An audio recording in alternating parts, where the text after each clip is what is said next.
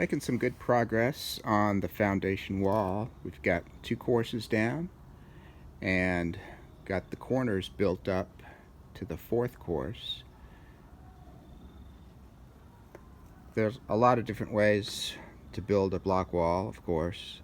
The way I'm doing it is kind of the traditional approach, where you build up the corners first and then string a line between the corners and use the line as the guide to fill in between the corners. And the line is attached with these blocks, so when you finish the course and you're ready for the next one, you just slide it up to the next level.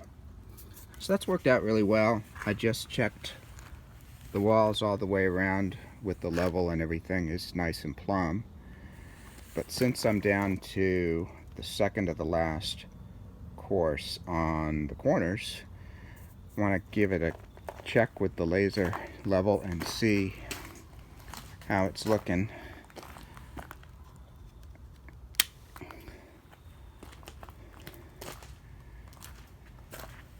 So it looks like we're right on the top of that block. Not sure how well you can see that, but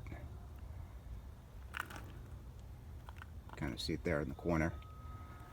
So that looks good. And over here,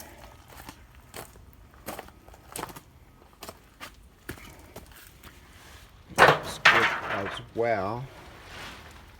And that one up there is just right.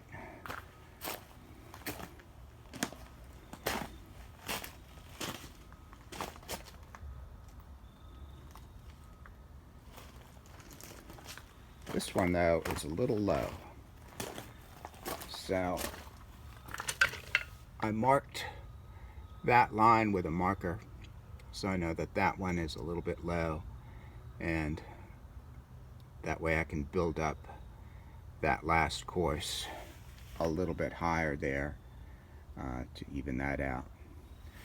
Better to be a little low than a little high. If it's a little low, I can make some adjustments with the sill plate to get it filled in perfectly. But it looks like we're pretty good. That is the top of, that is the bottom of the sill, that dashed line. So looking pretty good there. And we've got some rain on the way, and we've actually got some snow on the way. So I went to the trouble of framing up a little structure there with a 2x6 ridge beam kind of thing, and threw this tarp over it. This is a 30 by 50 foot tarp, so it covers everything with lots of good overlap there, so it'll keep it dry and keep this from turning into a swimming pool if we get a heavy rain. Speaking of the weather, it's going to be around 40 tonight. It's around 60 today, around 40 tonight. So that is not a problem for this masonry work, but we do have some cold nights coming that are going to be below freezing. So on those nights, I'm using this additive. It is cold weather additive that I'm not sure exactly what it does, but it makes the mortar cure faster, and it kind of like removes the water. You don't have to put as much water in it. It makes the mortar, also makes it more workable. So it's kind of nice. I throw a little in even if I don't absolutely need it. But on a cold night, that goes into the mortar mix about 1 part of the additive to 15 parts water.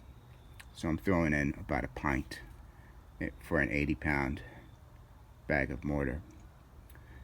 And I think that will get me over the hump here and let me get this done before it really just gets too cold to do this sort of thing. So next step is to fill in the third course, put the last corner blocks on, and then just lay a whole bunch more blocks. Then I will fill the cores everywhere where there's a vertical rebar, and also fill the cores where there's going to be an anchor bolt. So that will be next. We'll see you soon.